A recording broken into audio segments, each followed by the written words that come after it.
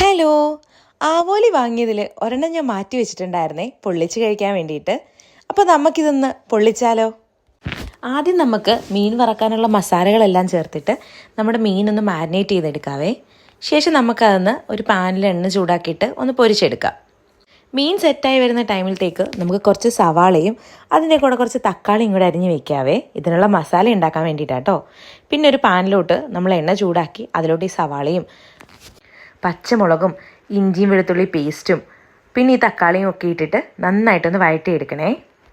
ഇതൊക്കെ നന്നായിട്ടൊന്ന് വഴണ്ട് വരുന്ന ടൈമിലത്തേക്കും നമുക്കതിലോട്ട് മുളക് പൊടിയും കുരുമുളക് പൊടിയും മഞ്ഞൾപ്പൊടിയും ഉപ്പും കുറച്ച് കറിവേപ്പിലയും ഒക്കെ ചേർത്തിട്ട് നന്നായിട്ടൊന്ന് വഴറ്റിയെടുക്കാവേ.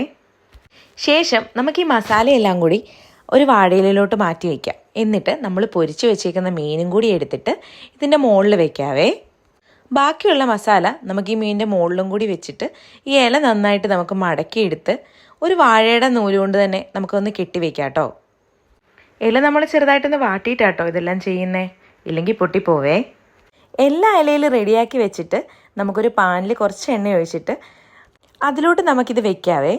വെച്ചിട്ട് നന്നായിട്ട് അടച്ച് നമുക്ക് ഏകദേശം 2 സൈഡും ഒരു 10 മിനിറ്റ് വെച്ചിട്ട് ഒന്ന് വേവിച്ചെടുക്കാം. ഇത് തുറന്ന് നോക്കുന്ന ടൈമിൽ ഒരു മണമുണ്ട്, അതൊരു രക്ഷയില്ല കേട്ടോ.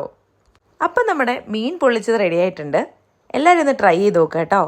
നമുക്കിനി വേറൊരു വീഡിയോയിൽ കാണാം. ബൈ.